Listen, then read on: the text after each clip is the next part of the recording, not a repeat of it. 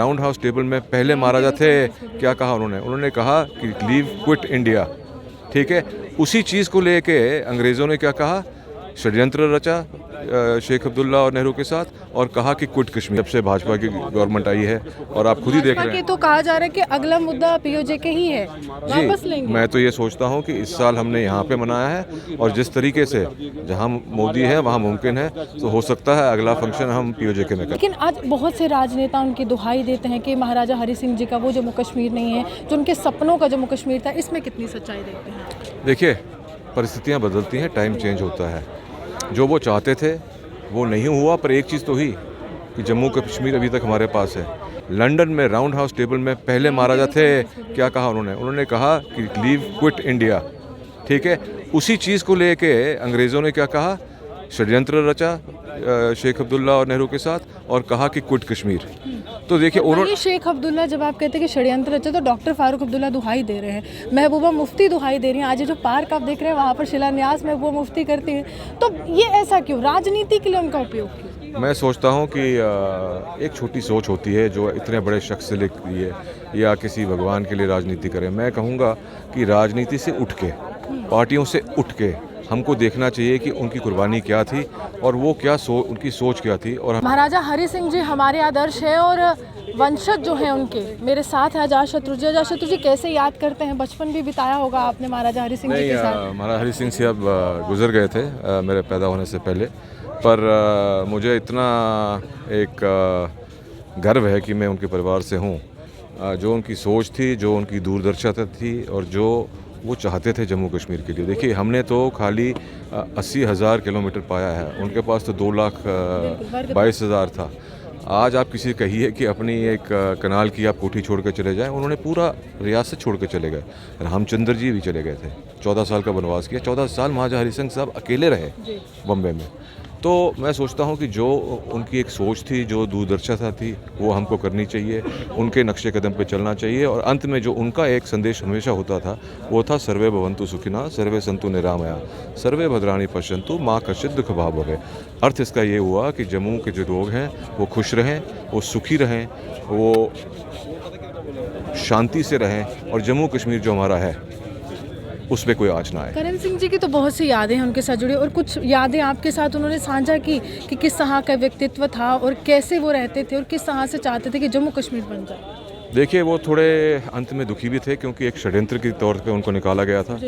मेरे पिताश्री डॉक्टर करण सिंह जी 18 साल के थे जब वो गवर्नर बने। उसके बाद उनकी मुलाकात बहुत कम हुई अपने पिताजी के साथ, क्योंकि वो वापस कभी आए नहीं, उनका स्वर्गवास बम्बे में हुआ।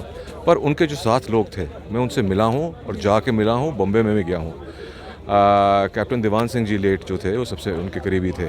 मैं आपको एक चीज़ और कहना चाहता हूँ कि आज मुझे सुबह फ़ोन आया है पीओजे के से, वहाँ पे भी श्रद्धांजलि में जा रहे हैं हज़ारों की तादाद में। और एक वॉइस ऑफ डोगरा करके जम्मू की संस्था है, इंटरनेशनल पर प्लेटफॉर्म है, वो भी एक लंदन में आज श्रद्धांजलि सभा पार्लियामेंट हाउस लंदन के बाहर कर रहे हैं। और उन्होंने मुझे ये भी कहा है कि अगर हम एक मूर्ति बना के भेजें तो वो जो हाउस ऑफ लंदन है उसके बाहर एक मूर्ति लगाने को भी तैयार है उनकी। तो मैं तो सब राजनीति की बात करूं या समाज की बात करूं, महाराजा हरि सिंह जी हमेशा केंद्र बिंदु रहते हैं, और विलय करने का श्रेय जो है हरि सिंह जी को जाता है। लेकिन आज बहुत से राजनेता उनकी दुहाई देते हैं कि महाराजा हरि सिंह जी का वो जम्मू कश्मीर नहीं है, जो उनके सपनों का जम्मू कश्मीर था। इसमें कितनी सच्चाई देखते हैं? देखिए, परिस्थितियाँ बदलती हैं, टाइम चेंज होता है। जो वो चाहते थे वो नहीं हुआ, पर एक चीज़ तो हुई कि जम्मू कश्मीर अभी तक हमारे पास है। और जो लोग कहते हैं कि उन्होंने इसमें विनम्र किया, लेट किया, वो सब बकवास है, वो सब गलत है, सब ढोंग और झूठ है। मैं आपको इतना कहूँगा कि महाराजा हरि सिंह जैसे आपको आदर्शवादी और भारतीय कभी नहीं मिलेंगे, क्योंकि 1937 में उन्होंने पार्लियामेंट में लंदन में राउंड हाउस टेबल में पहले महाराजा थे, क्या कहा उन्होंने कहा कि लीव क्विट इंडिया, ठीक है। उसी चीज़ को लेके अंग्रेज़ों ने क्या कहा, षड्यंत्र रचा शेख अब्दुल्ला और नेहरू के साथ, और कहा कि क्विट कश्मीर।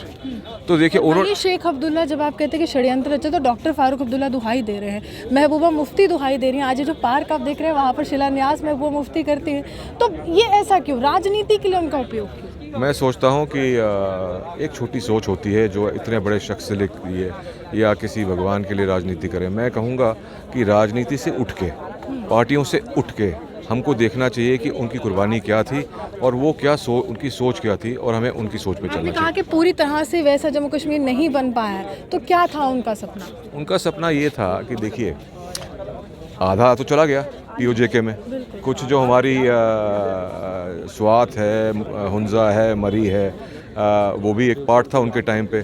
पर चलिए, वो गुजर गए, वो नहीं देख पाए। पर जो भी उनकी सोच थी, मैं ये सोचता हूँ कि एक तरक्की अब शुरू हुई है जब से भाजपा की गवर्नमेंट आई है, और आप खुद ही देख भाजपा रहे के हैं। तो कहा जा रहा है कि अगला मुद्दा पीओजेके ही है, वापस जी, लेंगे। मैं तो ये सोचता हूँ कि इस साल हमने यहाँ पे मनाया है, और जिस तरीके से जहाँ मोदी है वहाँ मुमकिन है, तो हो सकता है अगला फंक्शन हम पीओजेके में करेंगे। पीओजेके में। चलिए, शुक्रिया। साफ तौर पर अजय शत्रु जी हमारे साथ थे। हो सकता है कि अगला कार्यक्रम जो है पीओजेके में मनाया जाए, और जिस तरह से प्रधानमंत्री नरेंद्र मोदी लगातार उनके कदम जो है आगे बढ़ रहे हैं, तमाम बातों को लेकर धरातल पर वो सही सिद्ध हो रही हैं, और पीओजेके एक बड़ा मुद्दा है। महाराजा हरि सिंह जी का एक इलाका जो था पीओजेके में भी था, लेकिन अभी वो नहीं है। यानी कि इनका कहना है कि अभी उस तरह का जम्मू कश्मीर नहीं है जो उनके सपनों का था, लेकिन धीरे धीरे प्रधानमंत्री नरेंद्र मोदी अपने कदम जो है आगे बढ़ा रहे हैं। आप ये हमारे साथ बने रहिए, देखते हुए जम्मू से हाल।